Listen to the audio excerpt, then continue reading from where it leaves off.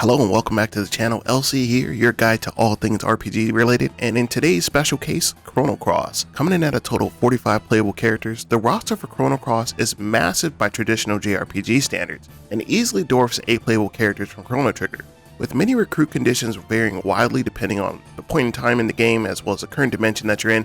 The goal here is to provide each recruitment in as logical and a streamlined manner as possible. I put together a very quick and easy guide on how to acquire each of the playable characters in the game, and provided some pointers for any that might be struggling with acquiring the full-blown cast. I'll leave a link to a written guide as well as annotations regarding which characters are missable, and while I typically do think that written guides may be superior for some instruction, I think it's beneficial to have a visual medium at times, as navigation can be somewhat unclear when dealing with text. As usual, if you're new here and you like the content, make sure you like, comment, subscribe, and let me know what projects you want to see next. And without further ado, let's get started.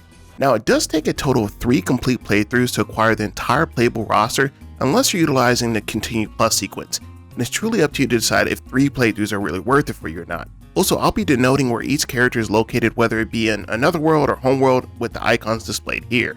So let's start off with some good news. Out of those 45 characters I mentioned earlier, 19 of them are auto-recruited throughout your playthrough in the game, as if you plan on beating the game, the recruitment is inevitable, so I won't be touching on these characters nearly as much unless there's truly something of note to cover. Let's kick things off with man's best friend Poshul. You can actually get him to join at the beginning of your journey if you provide him with the Hecarim Bone, which can be located here. She will also auto-join if you refuse Kid's advances at Cape Howell with Leena in tow. Speaking of Leena, she's up next to bat on this list. One of the first missable characters in this game, you have to turn down Kid's invitation to join your team at Cape Howell both times, and she'll join up with you automatically the next morning. Moving on, we have young Mojo, which requires a bit more effort to acquire. In Homeworld, you want to make sure you acquire the Shark's Tooth here in Arnie Village in the Fisherman's Basement. Now, once you've reached another world, head back to the same basement and show the tooth to the same fisherman praying to Mojo to have him be able to be recruited. I also think it's kind of hilarious how Mojo comes for this man's whole life with this line right here. Stop running and come face to face with your life. And moving on into one of the game's major 3 branching paths, the guide to Viper Manor. For some zany reason, Square thought it would be a really stellar idea to have players go through the game 3 different times to collect each of these guides for a, air quotes, perfect playthrough. This is also an idea that they recently implemented again within Triangle Strategy, much to my chagrin. So all these will take place in another world. That being said, we'll cover Guile, Pierre, and Nikki, the 3 possible guards in this section. After reaching Termina and watching Kid's dialogue, you'll be tasked with locating a guide to Viper Manor. Let's start with Guile. Yeah, not that one.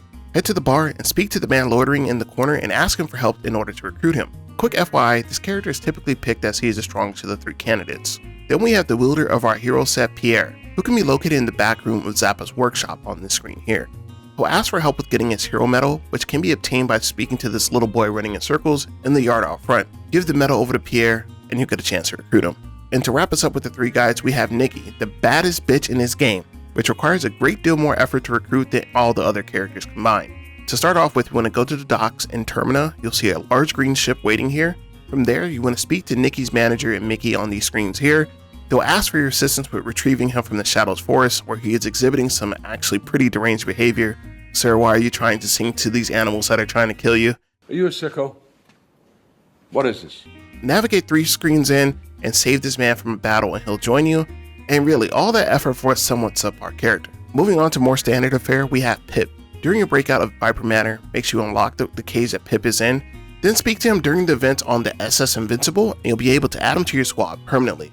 Okay, moving into one of the major branching pathways, choosing to save Kid or not. 3 characters are on the line for each route you choose to take, and in order to get them all, it will require at least 2 separate playthroughs minimal. Starting with Korcha. After you agree to save Kid, he'll ferry you over to Termina. At that point, you can ask him to join and he will. He actually kind of joins twice, like right there, and when you come back, when you speak with Glenn and everything like that, you'll get another prompt that you actually added him to your team. Moving on, we have Razzly. This, on the other hand, is a bit more time intensive. You'll need to head over to the Hydra Marshes on the homeworld and save her from the Pentapus. You'll need to head to the upper levels of the Hydra Marsh and follow this sequence here.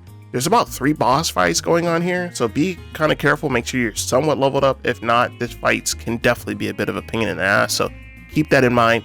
After you get done fighting this boss here, you will find down this hole to fight another boss, and then you'll need to free her from the cage and she'll be accessible from that point on. And then lastly for this route, we have Mel. You'll have an option to look for Mel after she nicks Kid's element. You do have to chase her. If you choose not to chase her, then you won't be able to recruit her. So choose to chase her. After you chase her down, just press X, there'll be some prompts and everything like that. And you'll leave and you'll come back, and then she'll be in this tower here in the residential tower. If you go down and speak to her, her and Kid will have a little bit of exchange, and then she'll become recruitable. Just make sure you do the chasing part. If not, you'll miss the opportunity to recruit her. Now, if you are a cold-hearted monster and elected to not save Kid, the following characters are attainable with this route. Starting with Macha. First thing you want to do is locate Korcha in the upper tower. After Macha has a friendly discussion with her son, she'll ferry you over to Termina, speak to Glenn here at the entrance to Termina, return to the boat, and accept her offer to join. I think it's kind of hilarious that if you don't bring her or her son along, they both just kind of swim home. I think that's kind of OD. And then on to the real reason that most people elect to actually pick this route, the young god Glenn. Once you return to Termina via Macha, view this conversation at the front of the town, and when you return to the boat, Glenn asks if you want to split the ride, hence making him recruitable. One of the best units in the game, one of the better backstories as well, so most people actually like to get him. And for the final of the 3 for this branching route is Doc Ock. As soon as you get Kid healed with the Hydra Humor, go ahead and speak to him on this screen here. This will naturally happen kind of throughout your playthrough. You speak to him, he'll join up, very straightforward. Alright, moving back on to more standard affair, let's start with the delectable Luccia. After fighting Lynx in the Viper Manor, you'll need to traverse back to Viper Manor and then go to the upstairs balcony, as shown on the screen here. She will leave after you speak to her for a bit. You'll need to traverse down to the basement in her lab to recruit her. Pretty straightforward affair. And then moving on to NeoFio, who was actually one of my final recruits in this run that I just did. You'll need to locate the Life Sparkle in the Hydra Marshes, which is located on this screen here, and bring it over to the Viper Manor balcony in order to bring her to life. I want to do some clarifying points for this. This can actually be done at any point, past the Viper Manor situation. And I actually did mine, the whole game was done. I had to go fight the Time Devourer. So you can actually do this very much at the end. A lot of guys actually said you need the Green Tinkler and stuff like that.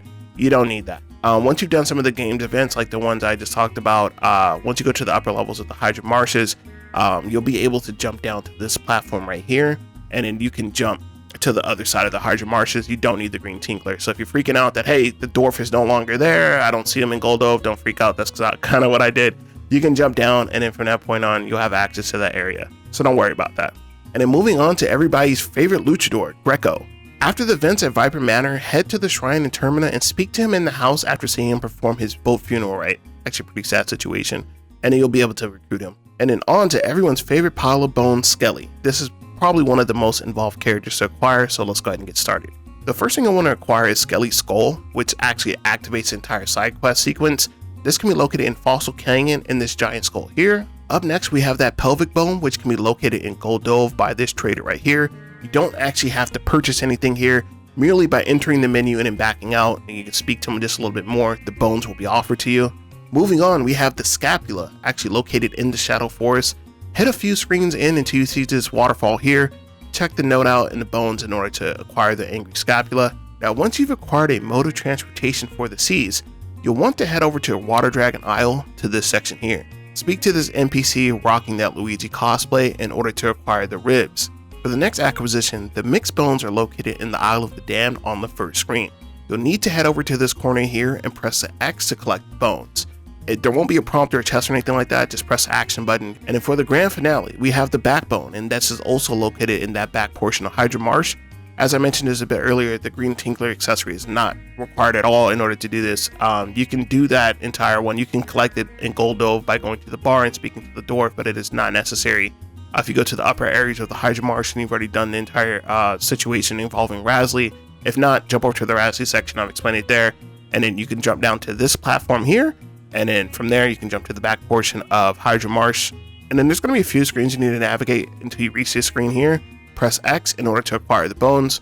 Now once you have all the bones together, you want to head over to Termina. The granny will speak to Skelly. You want to leave and re-enter, and he will join. Spoiler alert, I didn't really find him to be much worth that effort. And then on to a character that's much easier to acquire, Zappa. Once you've recruited Radius via the storyline, visit Zappa's smith shop. You do have to have him in your party. This is considered a must-have character typically because he is the only one that gives you the ability to forge the best equipment in the game, the Rainbow and Prison sets, so make sure you get him. And on the same road, we can actually pick up our other recruit, Van, whose house is actually located right here. Speak to Van in his room and watch the events unfold. He'll ask for some money and agree with his assumptions for a very easy recruit. Moving on to a more beastly teammate, we have Draggy. This recruitment is actually two-sided. The first section of this recruitment is to actually grab the big egg from the dodo's nest in Fossil's Valley, and you have to slay said dodo. After that, you'll need to cross dimensions over to Homeworld after the events of Fort Dragonia in order to utilize this incubator right here in order to hatch them. Unfortunately, you do have to go through all the elemental rooms again, which is a little bit of a pain, but Draggy is actually a pretty solid addition to the roster, so it was worth it in my opinion. And then jumping back over to Homeworld, let's recruit a very fun guy. I personally think this is one of the more hilarious recruitments in the entire game. We'll need a special mushroom which can be acquired via the underground passage in Viper Manor, as indicated here on this screen. Once you have that, you want to return the mushroom back to this gentleman here underneath this waterfall, indicated on this screen, for a very unfortunate yet comical turn of events, and you'll be able to easily recruit him. And then now we have Miki, probably one of the, more delectable teammates for sure. She can be asked to join after the events involving saving Marble in Homeworld, another very straightforward recruit. Then we have Orlha. This recruitment can only be handled while in Lynx form, and thus is very time sensitive. Mosey on over to her bar in Goldo. She'll give you the sapphire brooch. Once you get the Surge body back, head back over and show her said brooch, and she'll become recruitable. And for some of our last batch of recruits, let's jump aboard the SS Invincible or the Zelbest, depending on what dimension you're in, to knock out some more recruits. Starting with Sneff, the greasiest looking character in the game. After foiling Fargo's roulette scam, you'll be able to see Sneff actually win a game. From there, head on over to the rehearsal dressing room as indicated on this screen here, and he can be persuaded to join. And then we have young Janice. No, not that one. Kinda still wish he was in this game though. You will have to win a Grand Slam victory in her monster fighting tournament aboard the Zelbest. This is actually rendered completely brain dead easy with the remaster port. Just put on damage up, fast forward, and auto battle, and it really is just a matter of time. You can still try and optimize your monster loadout, but in reality, it just comes down to a matter of patience in the end. I will leave a link to an entire monster tournament guides to see, if you want to do that, but really, you can just do this with any monster, just keeping it 100 with you. And then for one of our final characters, we have young Turnip, who actually looks like a bit of a cross between Chrono and Bowser's Helipod. Now, there's two items you can use to get this. You can either choose to acquire the Ice Breath when you get the Water Dragon's Blessing throughout your playthrough, or with the ice gun that you get during the orphanage flashback and after dealing with Mr. I'll burn this whole shit down. Once you've acquired said item, head over to this patch of scorched earth right here at Hermit's Hideout in another world and freeze it. After doing so, throw Poshul in your team and head over to Homeworld and examine the spot in order to have Turnip on your team. Now I did want to leave a bit of a footnote about recruiting Kid. Even if you refuse her at the beginning of the game, she doesn't still inevitably end up on your squad. However, waking her up near the end of the game is actually completely optional. You could technically go through your entire playthrough without getting her, although I'm not entirely sure why you would want to do that because she's an absolute kick-ass character on and off the battlefield. If you do elect to get her, which I hope you do, you'll need either the Chrono Cross or Master Moon in order to wake her up and add her back to the party. Do it, she's definitely worth it. And to cap us all off, after you've done all 3 playthroughs, naturally you'd want a perfect save file that looks something like this, right, with the completed roster. This can be done on your final save on your 3rd playthrough. After you've acquired the Chrono Cross, it will summon all previous allies back to you as depicted here. So that'll allow you to get the perfect save file. And that'll do it for all the characters in Chrono Cross. Let me know what guides and resources you'd like to see. And until next time, LC signing out. Peace.